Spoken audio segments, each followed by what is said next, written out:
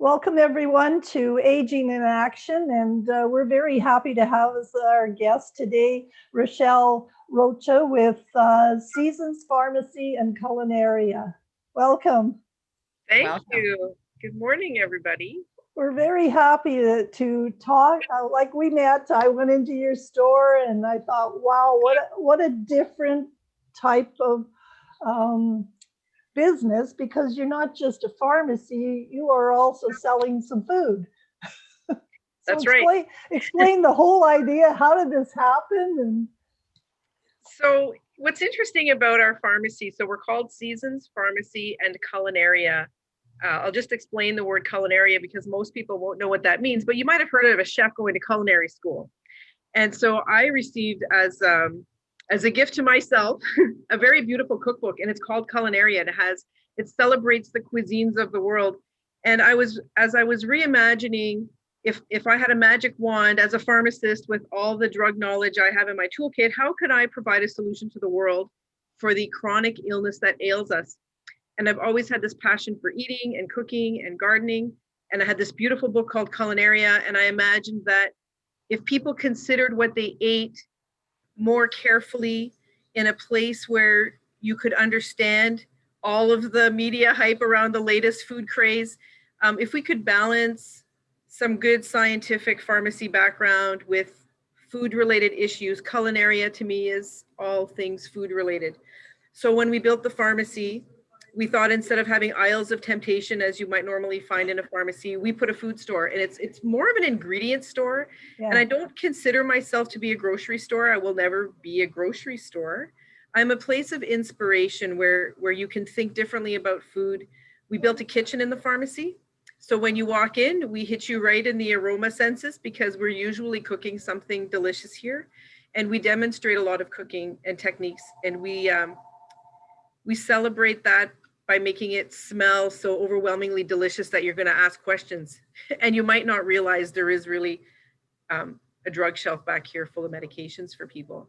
well, Um, and in fact, when I was there, I asked you, did you have paneer or did cottage cheese or whatever? You said, well, you can make it. We make it all the time. So I did, and it did turn out. It was an interesting idea that I actually made paneer, Paneer. cottage cheese, basically. Yeah. Yeah. So that's kind of the idea. We really, there are many patterns, and especially as people age, what ends up happening usually is an increasing pill burden. And so you get older or something happens and you go to the doctor and you get prescribed something, and sometimes you just end up staying on that, and then you have another symptom and they just add another medication. And sometimes it's because we should have taken away the first medication. Sometimes A plus B plus C gives you XYZ instead of D and E. And so it it really needs to be thoughtful how we approach our medications. And you need to find a pharmacy that's going to consider you and your health status and your health goals. And then once in a while, look at that whole list of medications and see, are they all making sense? Seeing, are there any food related interventions that could be happening? And, Lori is my business partner. We're not dietitians, we are pharmacists, but we do have quite a lot of nutrition training that came with some of the courses we've taken as pharmacists. So we have obesity certificates and certificates in nutrition for pharmacists. But because it's been a personal journey of both of ours, we're very well read. And we don't really subscribe to any fads or anything like that. We just want to encourage people to eat real food, whole food that they cook at home, and to shift the culture around cooking as a drudgery, Yeah. and we want cooking to be a celebration. And Yeah. that whole digestive process of smelling, of taking time to prepare, of putting love in that dish to share with someone.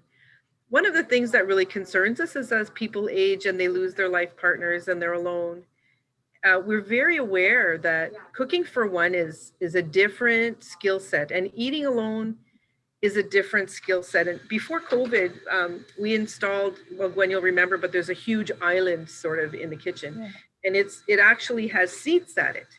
And we were serving a healthy lunch here. Usually, it's a bone broth based soup, and we were serving lunch here to encourage relationship building among people who live in the neighborhood to come and have a bowl of soup. It's not going to be hugely expensive, but it's going to smell like Nona's Yeah. because Nona would have cooked with the things we cook with. Yeah. And so being well is more than your medications and your latest surgery.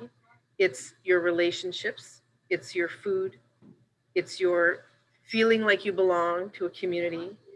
And when we looked at opening a pharmacy, Lori and I, and we looked at the existing models of pharmacy, nothing that we saw out there tackles these issues the way we're trying to tackle them. And it really is a bit of a social experiment, but it's our dream of what a good pharmacist, a good generalist pharmacist can bring to individuals who need some help. Well, certainly, Lisette, in your business, and Nikki with Homestead, you're in people's homes all the time, and you see the array of drugs that they've got in front of them, and I mean that helps keep people alive, but at the same time, it is good if you can understand what nutrition does for you. Yeah, I see that even like with my own mother, where she has, this blister pack of this cocktail. And I always ask her the same question. I mean, when do you stop taking these? I mean, I know myself, I'm very fortunate. I take no medication except for multiple vitamins. But I always wondered about that when the doctor prescribes, like my mom, there's some pills. It's like, when do you stop taking those? And she goes, well, the doctor, you know what I mean, doesn't. And I wonder, you know what I mean, and I've encouraged her to have a meeting with her pharmacist to go over the pills, because I mean, maybe she's taking pills that she really theoretically doesn't need to take anymore, right? Just because you're getting older, in my mind, doesn't mean the amount of pills you take should increase, right? So is this something, Rachelle, that you have available where somebody can go into your pharmacist and book an appointment? I mean, maybe not right now with COVID, but I mean, potentially book an appointment, sit down, go over all the medications, and maybe, like you say, maybe there's a diet substitute to um like to to to take instead of continuing with all the pills, right? Well, I think that that's a very that's kind of it's a really important issue. The government launched a program called Meds Check several years ago. You may have heard of it. And this is where the government pays the pharmacist to sit with the patient and go over all of their medications. Um, and starting and stopping medications, there are lots of things you shouldn't just stop. And so it's very good if you've been on medications and you really don't really understand everything in there. That's very common. The doctor explains it to you in 2 minutes. He's got a few minutes to have a meeting with you. You're going to go in. You're only allowed to talk about one complaint. I tell people, bring a notepad, write some notes. If your memory is not that great, bring a family member or someone you trust to that appointment, write some notes. But even if you forget everything that happened in the doctor's office, that's okay. The pharmacist is a specialist in drugs. You can book an appointment. The government pays for that appointment. It's called a Meds Check. And you can have a Meds Check follow-up, and the government pays for that too. Now, there are other ways of doing like paid consultations for very more specific nutrition things, for very specific nutrition only things. The dietitian is the professional that you need to speak with. Certainly, I can't advocate that a diet is going to replace your pills. But what I can tell you is you slowly got into that medical condition over time. We need to give you medication to treat it. You can't change your diet and a week later think you're getting off all your pills. But what you can do is think about, how can I maintain what health I have and build on that health? And if you think about drugs being part of a chemical reaction that happens in your body takes that drug and it does a chemical reaction and you have an output. All of the foods that we eat are also building blocks for similar kinds of chemical reactions, we'll call them. So you need to give your body the ingredients it needs to do its own chemical building in your body. If you look at the history of drugs, many of them are coming from plants. And I can tell you that if we just go into gelatin as an example, when you go to the hospital, they're going to give you jello. What is jello originally, like before we have what we have now? Gelatin comes from bones. When you dissolve bones and cartilage in your soup, right? You do a a slow boil, you draw out the gelatin, you draw out some of those minerals in the bones. This is a very nutritious substance for a young child who is ill, an elderly person who is ill, people who may not have all of their teeth. And this is very life-sustaining broth, right?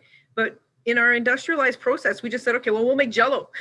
We'll grind up this thing in an industrial process. We'll add a lot of sugar. We'll give it Jell-O. But the history of Jell-O is actually in bone broth. And so if you only extract the gelatin, or you only extract digitalis from foxglove, if you only extract the one element, you could be missing other elements that are in the whole food. Mm-hmm. But we live in this world where it's easy to take a pill, and it's easy to isolate something and take the one thing that we know we have evidence it does. But we, in nature, 1 + 1 could be 2, but it could be 13. So we need to not always break everything down into the smallest piece, and we need to look at the whole thing. So how can I add whole foods to my diet, and maybe I will feel better? There are certainly classes of medications we can deprescribe. Proton pump inhibitors, that stuff you take that completely shuts down your acid production so you don't have any heartburn at all. Okay, so that's a great pill. It was intended to cure ulcers. It was supposed to be for short-term use. If you interviewed any pharmacist who's been in practice for 20 years, there will be a lot of patients that have been on that stuff for years, 20 years. People don't even remember why they got started on it. Meanwhile, it interrupts the way your body digests food because you have no acid. Well, you're supposed to have acid to digest your food. So if we block that acid for years and years, what other minerals are you not absorbing now because of that medication? Mm-hmm. So if you try to stop that medication, you're going to suffer horribly because you're going to get rebound, hyperreflexy. Well, you're going to have a lot of heartburn if you try and stop that. But there are ways for you to get off that slowly. They involve changing your diet a little bit. They involve coming off of it slowly. But there are things that we can do to help people feel better so they don't need that medication anymore in some cases. In other cases, the lesson with the pharmacist is you're not taking these pills regularly, therefore they're not working, therefore you're still not feeling better. And that's where those compliance pack aids come in, because if you forget to take your pills, that's no good either. So there's a very fine balancing point. And this is why Dr. Google doesn't help, right? Because you can Dr. Google anything, but you don't have enough information. With you and Dr. Google. You need somebody who can cut through some of the misinformation there is on Dr. Google and help you make good decisions about what's good for you. So more of a holistic approach to, like, it's just not one thing, it's many things that kind of form your health. And you're unique. So your solution is not going to be the same as Lisette's solution, and it's not going to be the same as Nikki's solution. Yeah. And so Nikki's young too, so. Yeah. So Nikki doesn't have any problems. Right? Yeah. Woo. Only that were true. I absolutely love this concept. I think it's fantastic. I mean, food fuels our body, and we tend to, as a society, eat for pleasure instead of eating for the nutrition and to fuel our body and keep us going. So as just an average person out there in the community that does go to a typical pharmacy and gets their medications, if they're interested in, transitioning into your pharmacy, is that something that they're able to do? How does that process work? And maybe where are you located so our viewers know if they're interested in stopping by? So we're at 815 Lorne Street. It's the former Lewis Cleaners building. We're right across from like Weston Bakery and up the, what else is it? Alibaba Cafe is across the street from us, Martindale and Lorne Street. We're the last pharmacy as you're driving out of town. Transferring a prescription to a new pharmacy is very easy. There's a number of ways of doing it. You can just let your doctor know that you've switched to us. We're programmed into all of the doctor's electronic prescription software. If you have prescription refills remaining, you can phone the pharmacy that you normally deal with, or we can phone the pharmacy. Sometimes people find that really awkward to call the pharmacy. It's not a big deal. We are mandated, if a patient wants to transfer their prescription anywhere, the pharmacist, it's just a simple transaction for them. They fax it off. It's very simple to do. But if people don't want to have that conversation with the pharmacy staff, they just have to let their doctor know they switched pharmacies, and they can do that. Or if you come in, there's a prescription. If you still have 2 repeats left, it tells you on your bottle. You just give us that bottle and we take the responsibility of calling that other pharmacy and getting the file transferred over. Yeah, I was going to say that file transfer would be really important to ensure, you know, you're not going to multiple pharmacies and getting multiple medications, right? Because then that can become complex. It is better to get all of your pills at one place. You want to build a relationship with your pharmacist. I mean, I know there's all this craze. Everybody's mail order. Everybody's afraid of COVID, and everybody's got all these, you know. If you go to a mail order pharmacy, you are going to be a transaction in their database. You're not a human being. And you need to be in relationship with your doctor and people will, I think, will have noticed, right? People don't like video conferencing with their doctors. I think we do it because we have to. But what we're seeing as a culture is a lot of people are avoiding those appointments, and now they're showing up and emerge with really advanced cancers and really advanced heart diseases. And so although you have to balance this convenience thing and what's in my best interest. So yeah, you want to keep your prescriptions all at one place. You want to build a relationship with that pharmacist. And you want to, our database, when we plug in that new prescription, it goes through all the drug interaction here, bing. We have a computer base that does that if all of your prescriptions are here. So if some of your prescriptions are here and some of your prescriptions are over at the other pharmacy, I can only do an analysis with the computer of what I know about. Some provinces and jurisdictions in the world have integrated databases where it doesn't matter where you get your prescription filled, that they always know what you're on. But that's not what we're on. We don't have that in Ontario. I thought we did. See, that's something I just learned today. I didn't know that. The hospitals are kind of integrated with themselves, I think, but I can't see what's on your prescription profile at the other pharmacy. I can't see it. Okay. Ontario Drug Benefits sees it. So they're the drug plan that pays for all of the seniors' prescriptions. They can see it. If it's a narcotic, that goes through the ONMS database and that flags and says, okay, you're trying to fill morphine here today. Morphine just got filled at that pharmacy, and they'll give us that phone number so that, because they're trying to, you know, deal with the issue of too many narcotics out there. So yes, there's a little bit of integration on the side of narcotics and controlled drugs, but that's it. Yeah. So when someone transfers, if you brought me this prescription for one thing, I transfer that over, but I always ask for the entire profile because I need to know what else you're on so that I can tell a lot about you by your medication list, but I can't tell everything. And that's why you just being a transaction in an online database somewhere that the drugs just get delivered to your door, that's the disadvantage of that, because you can tell some things from the profile. I can assume you have diabetes if I see that you're on metformin. Yeah. But I don't know if you're having highs and lows, if you're crashing, if you're having trouble sleeping. Like, I don't know any of those kinds of things unless I know you. Well, one of the things I learned from my father, who died at 98 and was healthy for 97 and a half years on no medication, was it was very important. He cooked at home. Even after my mom had died, he would not go out to a fast food place unless we took him. And it really taught me that it was a healthier way to live, of course, and that's the way things were. And then we sort of became this fast food takeout society, and you no longer knew what was in your food anymore. So when you're cooking at home, you do know all the ingredients that went in there and the results. And I think that honestly, I really believe that was an important part of his health for so long, because he certainly was exposed to many carcinogens over the years as a miner and as a carpenter. So it really sort of was aha kind of moment sometimes when I realize food is so important and understanding what it does to you. Cooking at home is one of the most important things you can do to live a healthy life. What you also have to consider is that when your dad grew up and the farm was there, you knew that farm, how it did things. And really, there was a time when there were no pesticides and herbicides. Everything was organic. And so these really long-lived people, like, don't forget, a very important part of their life as they were growing, as they were in the womb, as they were adolescents, they had pure whole foods.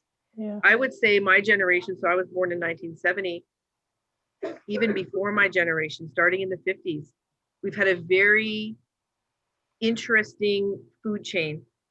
Yeah. And there are many things in your food that unless you study it, you would have no idea. And it includes things like giving antibiotics to the farm animals.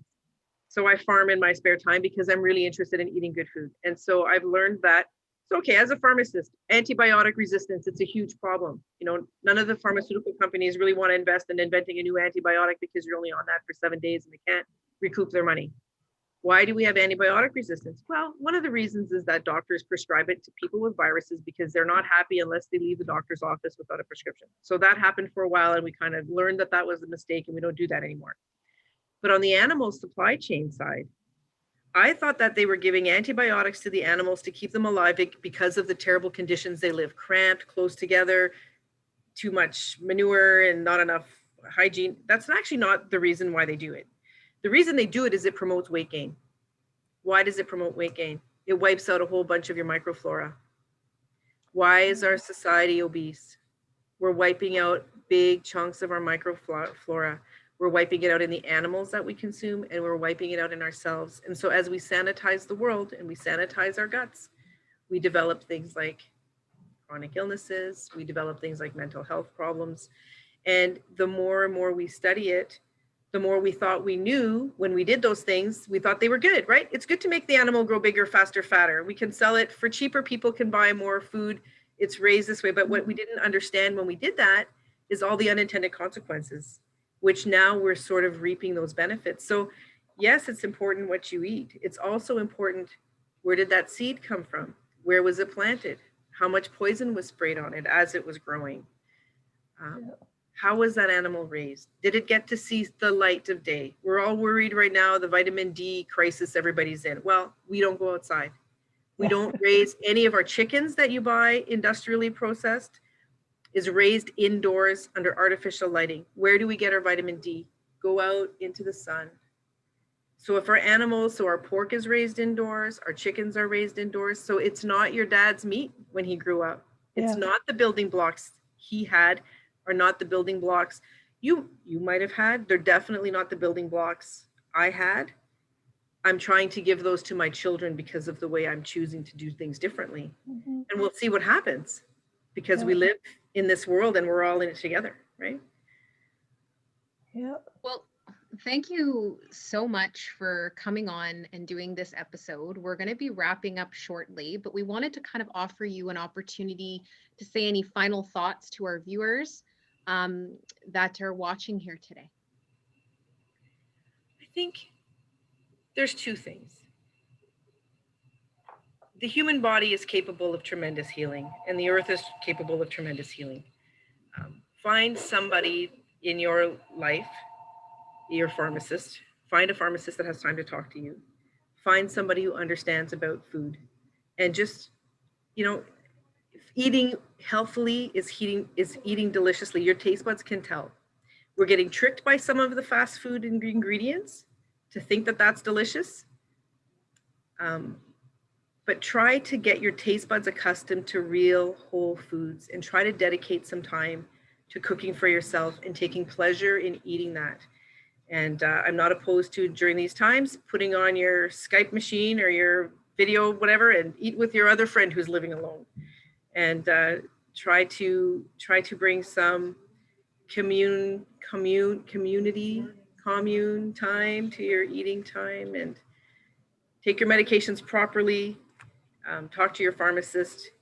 Try to look at, do you need all of those medications, and is there anything that you don't need, and is there something that you're missing that you do need?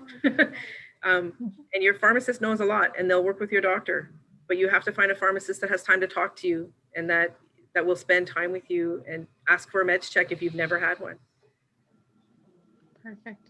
Great advice. Well, yeah, no, that is awesome advice. And thank you so much for taking time out of your day, coming on our show. We're definitely going to make sure that we share your information to this video and on our website when we share www.aginginaction.ca.